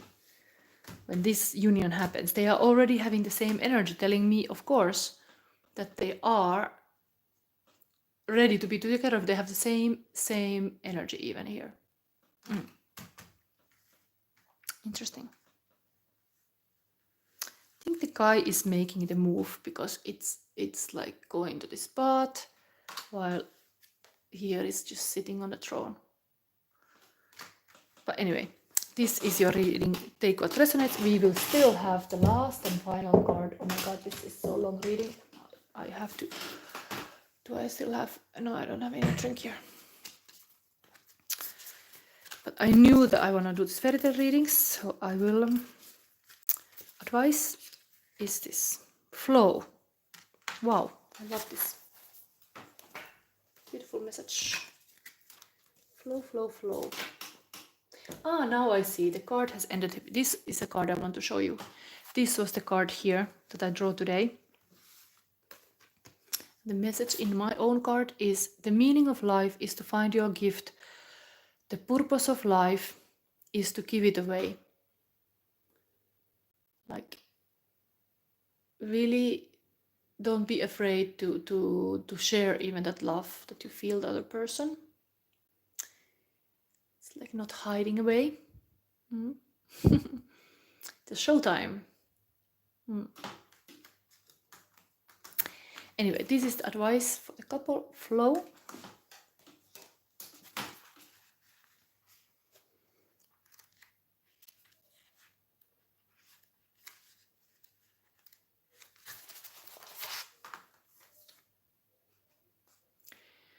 A meandering river is a waterway that curves, bends, turns, and seems to swing side to side as it flows forward. Viewed from above, it looks sinuous and even snake-like. Meandering rivers are dynamic as they wind their way across valley floors and brings life-giving sediment to new habitats. The word meander was derived from the ancient Meander River, which flows into the Aegean Sea. The Greeks created symbols for meander that have been described as some of the most important symbols for the ancient Greek culture. They represented the fluid movement of water and eternal flow of all life. The twisting patterns were also thought to represent the serpent, which was the symbol of healing, hence our present-day symbol for doctors in the caduceus. And the sacred landscape wants you to know. There are times to hold on tight to shore, and there are times to enter the flow. Notice where life is going and move in that direction. Watch for signs and follow them. Don't resist. When you go with the flow, your life force expands and healing on all levels abounds. This is also the time to release old, limiting patterns, forgive and let go of the need to be right about your beliefs. If you aren't feeling the smooth currents of life, it might mean that you are being self-critical or judgmental. When you enter the flow with gratitude and love, you will find blessings surrounding you. You will enter into a state of grace and healing will abound. Wow, that's a positive message for this couple. Now I really have to move to the next. I am like, if I could break this whole thing, I would, because I would like to have a little break, but I don't know how to do it. So I have to keep going.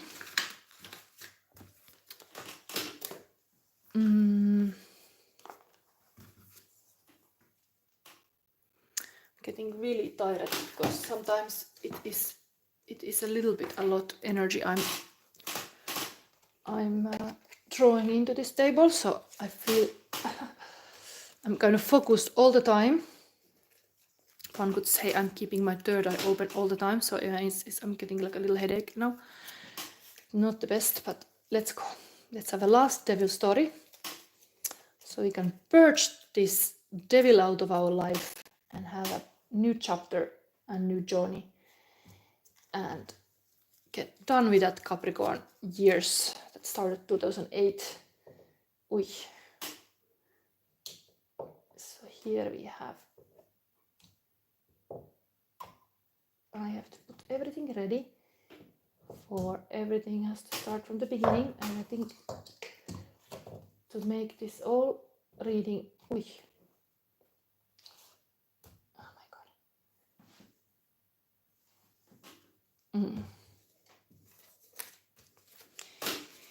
So this away.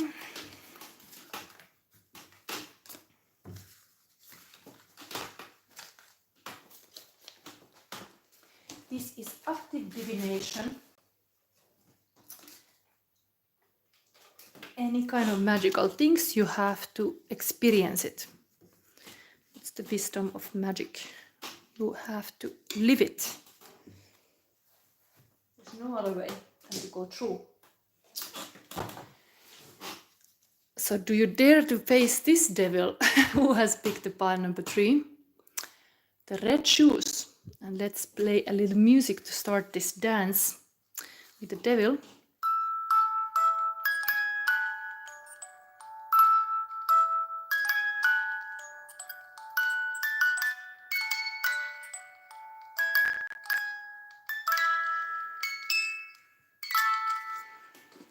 So imagine this is now the red shoes. Let's have a little short intro.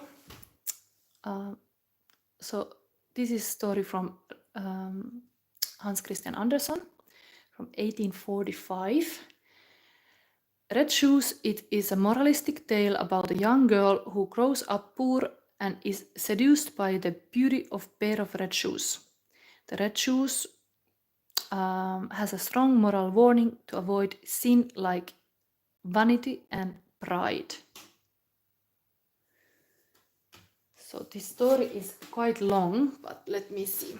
We start with that red shoe. This is a third devil story. I see if I can do any shorter this reading because we are already busy like 1 hour and a half. And I do have a child in the house, so I should get back to him.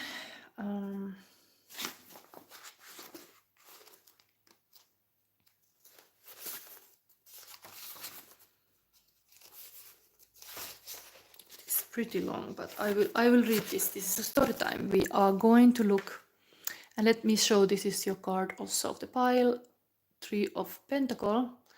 People rarely succeed unless they have fun in what they are doing, Dale Carnegie. There is also somebody dancing, a gingerbread man. Oh, I didn't put any red shoes to this, but anyway. Here we go. Fairy tale of red shoes. Once there was a poor motherless child who had no shoes. But the child saved clothes scraps wherever she found them and over time sewed herself a pair of red shoes. They were crude, but she loved them. They made her feel rich, even though her days were spent gathering food in the thorny woods until far past dark. But one day, as she trudged down the road in her rags and her red shoes, a gilded carriage pulled up beside her. Inside was an old woman who told her she was going to take her home and treat her as her own little daughter. So to the wealthy old woman's house they went, and the child's hair was cleaned and combed. She was given pure white undergarments and a fine wool dress and white stockings and shiny black shoes. When the child asked after her old clothes, and especially her red shoes, the old woman said the clothes were so filthy and the shoes so ridiculous that she had thrown them into the fire, where they were burned to ashes. The child was old enough to be. The child was very sad, for even with all the riches surrounding her, the humble red shoes made by her own hands had given her the greatest happiness. Now she was made to sit still at the time, to walk without skipping, and to not speak unless spoken to, but a secret fire began to burn in her heart, and she continued to yearn for her old red shoes more than anything. As the child was old enough to be confirmed on the day of the innocents, the old woman took her to an old crippled shoemaker to have a special pair of shoes made for the occasion. In the shoemaker's case, there stood a pair of red shoes made of finest leather that were finer than fine. They practically glowed. So even though red shoes were scandalous for church, the child who shoes only with a hungry heart picked the red shoes. The old lady's eyesight was so poor she could not see color of the shoes and so paid for them. The old shoemaker winked at the child and wrapped the shoes up. The next day the church members were agog over the shoes on the child's feet. The red shoes shone like burnished apples, like hearts, like red washed plums. Everyone stared, even the icons on the wall.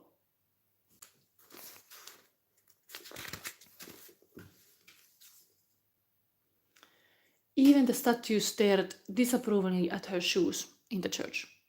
But she loved the shoes all the more. So when the pontiff intoned, the choir hummed, the organ pumped, the child thought nothing more beautiful than her red shoes. By the end of the day, the old woman had been informed about her ward's red shoes. Never, never wear those red shoes again, the old woman threatened. But the next Sunday, the child couldn't help but choose the red shoes over the black ones, and she and the old woman walked to church as usual. At the door to the church was an old soldier with his arm in a sling. He wore a little jacket and had a red beard. He bowed and asked permission to brush the dust from the child's shoes.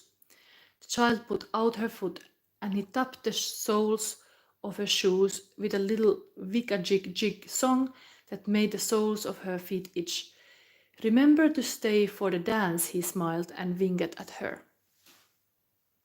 Again everyone looked askance at the girl's red shoes, but she so loved the shoes that were bright like crimson, bright like raspberries, bright like pomegranates, that she could hardly think of anything else, hardly hear the service at all. So busy was she turning her feet this way and that, admiring her red shoes, that she forgot to sing.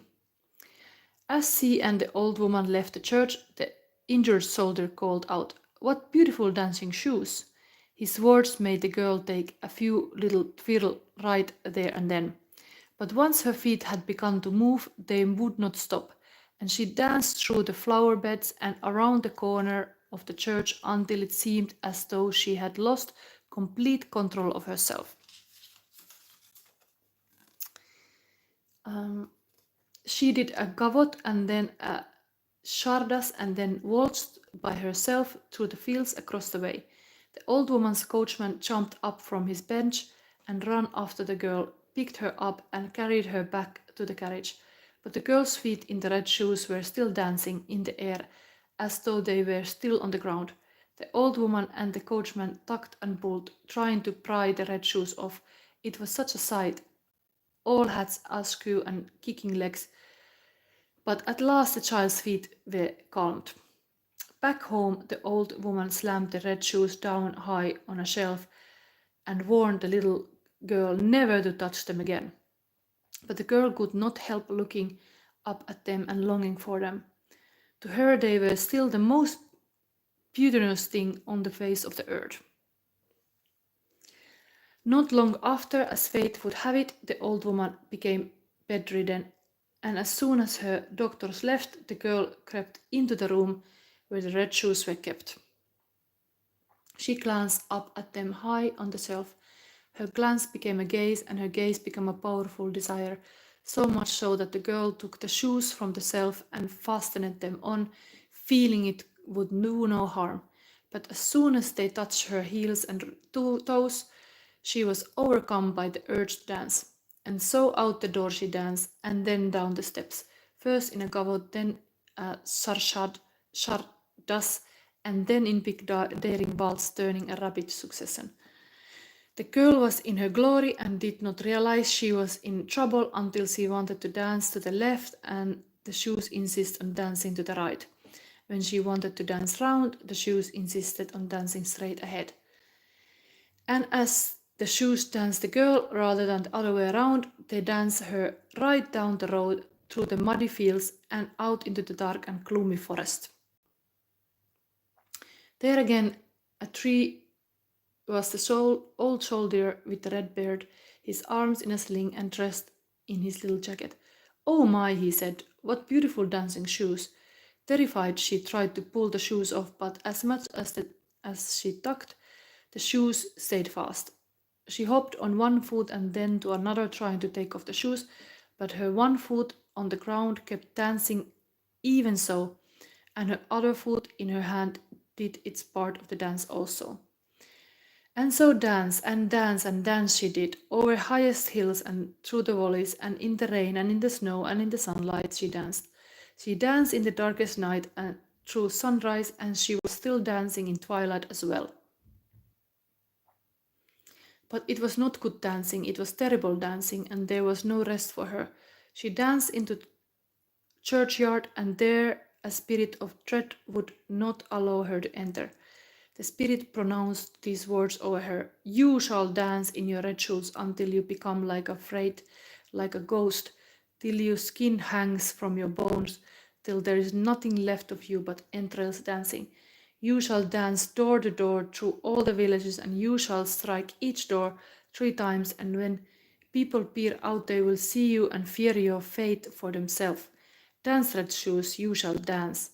The girl begged for mercy, but before she could plead further, her red shoes carried her away. Over the briars she danced, through the streams, over the hedgerows, and on dancing, still dancing, till she came to her old home, and there were mourners. The old woman who had taken her in had died, yet even so she danced on by, and dance she did, and dance she must. In abject exhaustion and horror,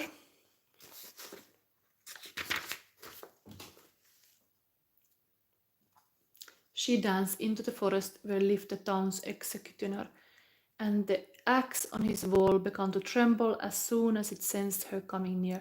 Please, she begged the executioner as he danced his door, please cut off my shoes to free me from the horrid fate. And the executioner cut through the straps of the red shoes with his axe, but still the shoes stayed on her feet, and so she cried to him that her life was worth nothing and that he should cut her feet off.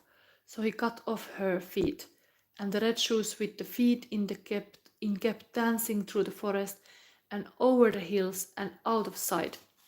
And now the girl was a poor cripple and had to find her way in the world as a servant to others, and she never ever again wished for red shoes.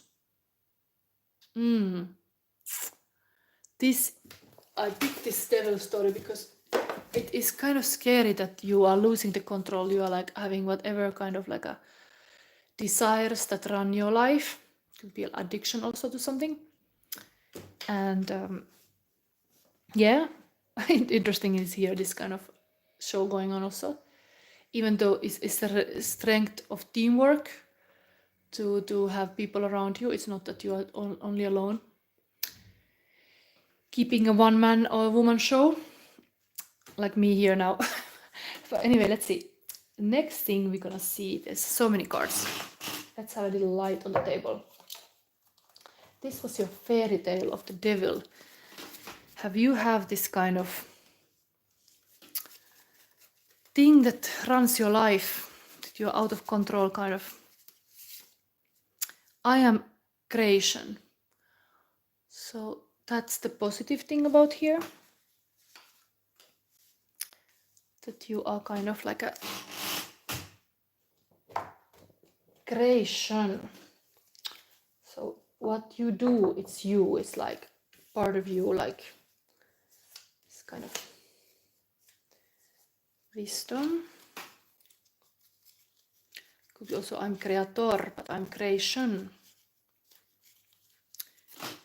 Current feelings like a landscape, emotional landscape going on in this pile number 3. Nostalgic. I think this whole story was a little bit this kind of way. Like she had to live in this kind of golden cage. She wanted to be wild and free, and she kind of protested or something. She's nostalgic of the past when she did her own shoes. And then she got the shoes, but they were like not safe as the shoes she made herself. I wonder what was the psychology. I didn't have time to read this whole analogy of this, but there is like themes in this story is gilded cage and devalued life, the dry old woman, and burning the treasure, soul famine, injury to basic instinct, the consequence of capture. This all talking about like a wild woman being lost, trying to sneak a secret life, split in two, clinging before the collective shadow rebellion, faking it, trying to be good, normalizing the abnormal, dancing out of control, obsessional addiction, and trying to take the shoes off when it's too late.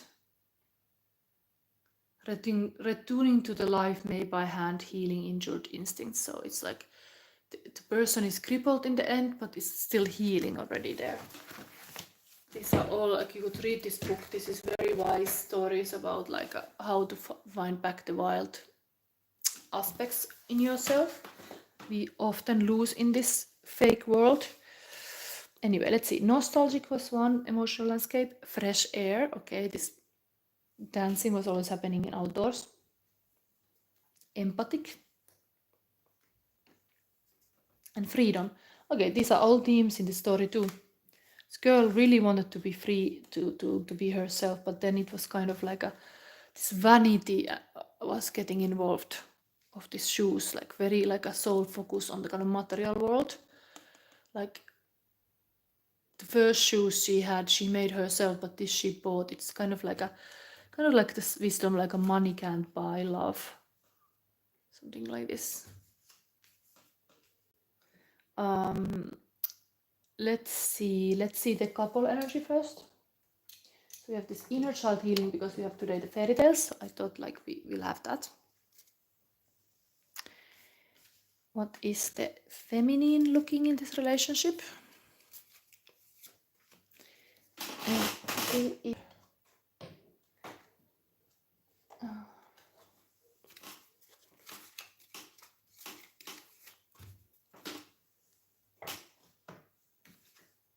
Okay. Very, I get like a strange feeling because we were talking about this dancing girl, and here we have, it's really aligned to this pile. Ballet dancer. The red shoes, there is like white shoes, but it's really something to do with this. The story is coming through even in here. Then we have, oh my god. Oof, I get like a strange feeling now, like this is so aligned. Wow. Oh my god. It's like, Dan, this is the couple. This is the perfect couple. The showman and the showgirl. So this story is now indeed applicable to both sexes. Like the man is like a having this kind of like a theme of keeping the party on a bit too long and like kind of like being out of control of addiction or something. And then look, there's even like a dog stand dancing here behind.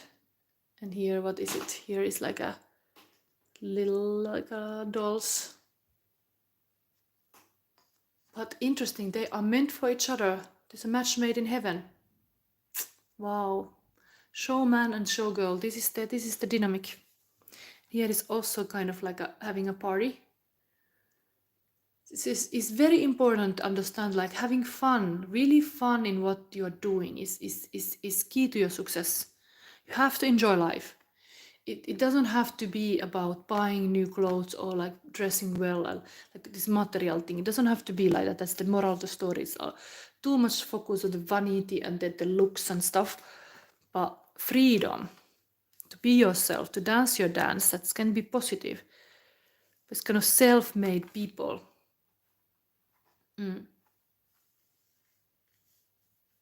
Wow. I'm creation. I love to see this. Wow, I'm like stopping too long here, but like this is amazing when this happens. Like they are like same, they're same and so aligned with the story. Okay. I love also this puppet I took. Like this is this. Looking, missing the other person. Masculine sign was this noted. Now we're gonna see the rune for this couple. Pile number 3. What is the energy for this week? Feel this.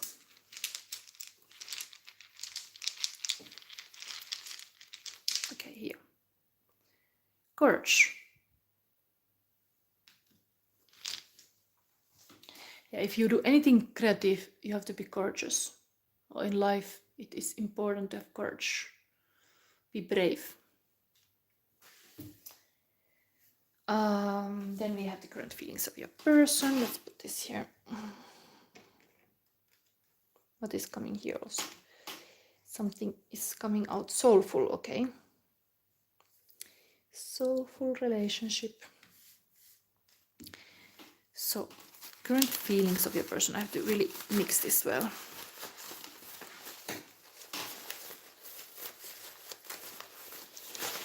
Current feelings of your person.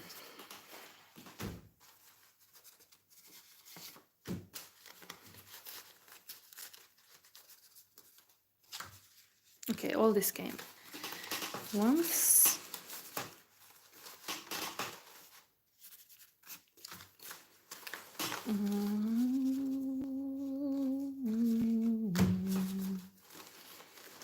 Okay, one more here. Let's see. So, couple energy, current feelings of person. You and me, we are divine counterparts, and dreams do come true. Love, faith, trust. Make a wish, forever yours. Oh, so sweet. We have here magic of you. It's very like this hat. It's also here. Tick the boxes. Company of One. It's a book you could read. It's like if you have like a alone mentorship. It's called Company of One. Inner and outer resources, matrix of the mind, creativity, intentions, action, power, manifestation, skill, magic, willpower, gifted artist. This gifted artist, this I'm creation. It's really here. They both are like gifted artists. Then we have another. There's nothing written here, but there's a Marilyn and Arno, like a Belgian dead star, and this Marilyn. This is the star energy here, clearly. Some kind of show couple showing off. There are two ways to be fooled.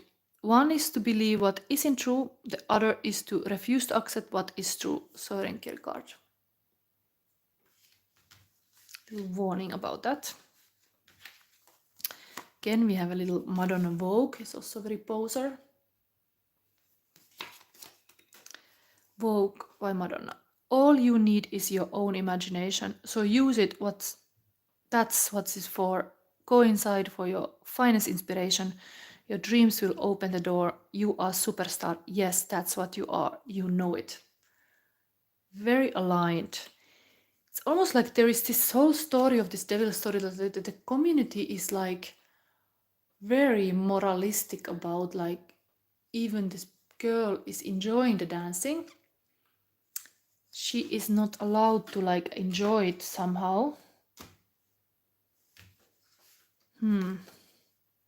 Dr. Judith Orlov says, healing from emotional trauma requires reclaiming your space and your sense of self.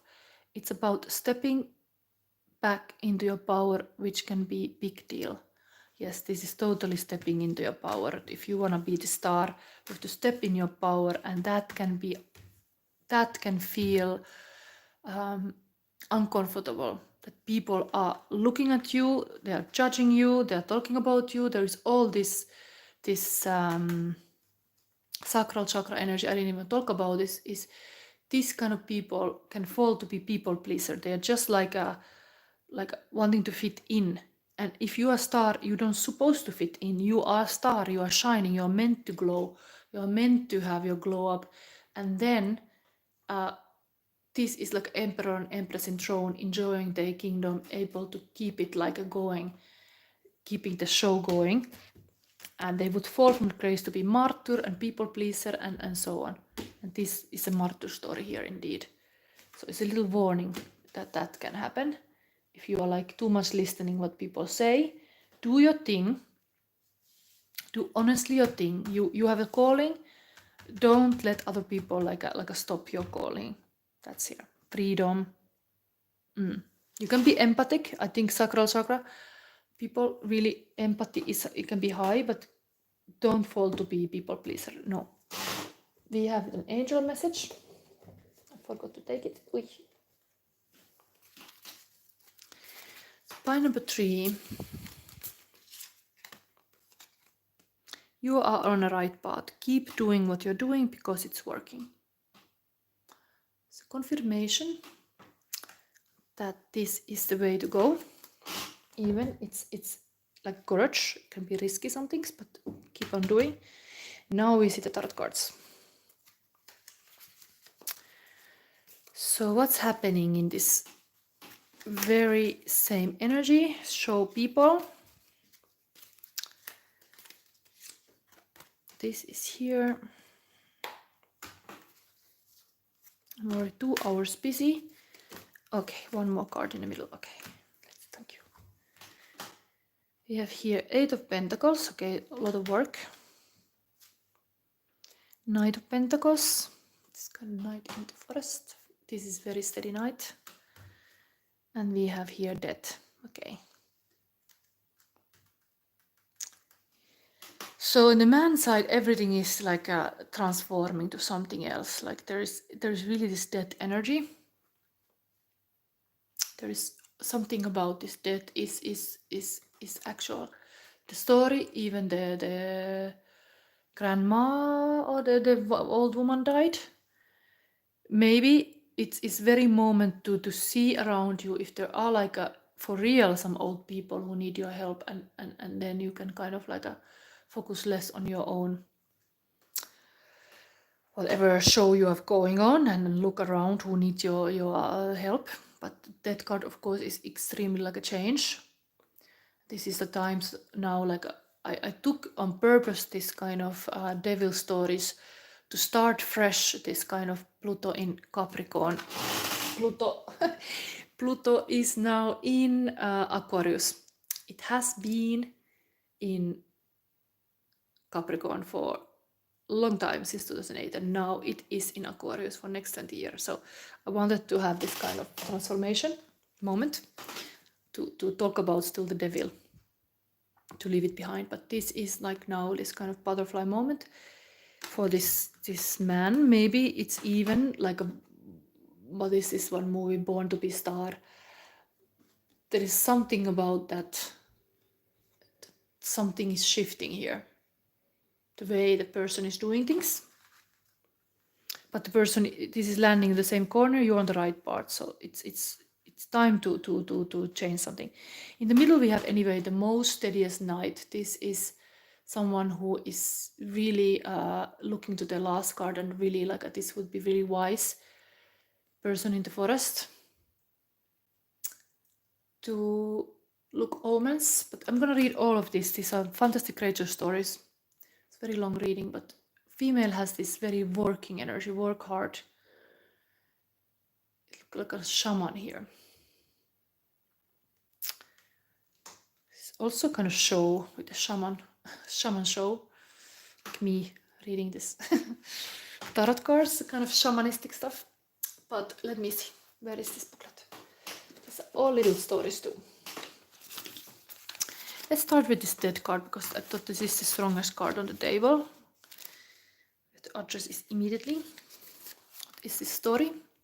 You could learn something. Anansi. In West African folklore, Anansi, the spider god, was a trickster and creative deity possessing powerful charms and magic. In the beginning, he spun the world into existence. He now forces people to learn new ways by tricking them into positions where there is no choice but to make major changes. We are held fast in his web of illusion until we face the reality of what we must do with our lives. The serpent, where is the serpent? There is in the tree. The serpent symbolizes nature's extreme abilities of destruction and healing, dying and rebirth. Droplets of inspiration and spiritual knowledge fall all around the snake and Anansi. All we need to do is lift our faces, hands, and hearts to this guidance, and it will soak into our very souls. An unforeseen event forces you to make a drastic change. And that card is useful to strip away illusions and reveal the truth. It's time to be very honest and truthful about what you're doing. Then let's see the female energy is working, shaman.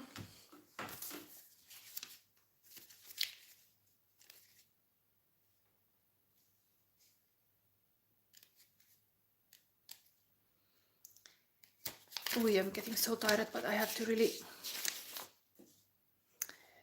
wrap it up soon, this reading. But here is for you, pile number 3. Quetzalcoatl. The Toltec god Quetzalcoatl sometimes appeared as a young man, wearing a cloak of Quetzal's feathers. Other times he revealed himself in form of plumed serpent. As a benevolent ruler and the creator of all life forms, Quetzalcoatl taught his worshippers the art of civilization and gave them the secret of fire. His people enjoyed great wealth and happiness and built magnificent temples in his honor. Quetzalcoatl crown denotes spiritual enlightenment. His gold ornaments proclaim him as a high god, knowledgeable about spiritual truths. His necklace symbolizes unity. And this card can indicate professional progress. Hard work will bring you rewards and satisfaction. And this is good for the work for the woman side. And we have still the Knight of Pentacles here. See what is between these people. Is about elves. It's a nice energy. Elves. Although they resemble humans in most features, elves have slightly pointed ears and strikingly beautiful eyes. Most are benevolent and love music, singing and dancing. Oh wow. So aligned to this thing about the dancing all the time, partying here. So it's almost like these people are like elves. That's like natural to them. So elves are renowned for their vast accumulation of ancient knowledge, but are very cautious about sharing this information with humans. The elf books contain instructions about foretelling the future. This card may represent a new job, location, or experience. A new psychic talent, magical art, or creative ability is awakening. And use this card to balance all areas of your life. So there's really like a foresight here that things are going to good direction. I think this was also same kind of message here. On the right path. So I think I'm gonna wrap it up with the last card, that is this Sacred Destiny. So pile number 3, we wanna know the sacred destiny of this couple. What is it? Leadership.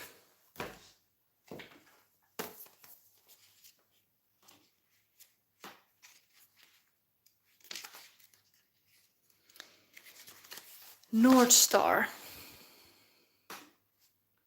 In Western culture, we wish upon a star because stars represent all that is illuminating and enchanting. And here we had also some wish upon a star. Here, make a wish. So we have very similar energy going on. So the North Star was often used as a kind of compass to make sure one was going in the right direction. The North Star symbolizes direction and guidance. It is guiding light for those who can't find their way. It's one of the brightest stars in its constellation. And the sacred landscape wants you to know. So this is pile number 3. We've wrapped up this reading. Just as the North Star is beacon for travelers in the dark of the night, you are beacon for others. It's time to step into the light and take your leadership role. You are teacher, steward, guardian, and healer, a true leader. Own these gifts. Come into the light. Don't hold back. Let the world see your light. The greatest leaders are those who know how to serve and act as stepping stones for others to reach their dreams. If you have been hiding in the background, it's time to break out and become the light for others. Through this, your star shines brighter. Amazing. I love to see this. Wow. The show must go on. This is now showtime, star time. Healing. Healing your powers.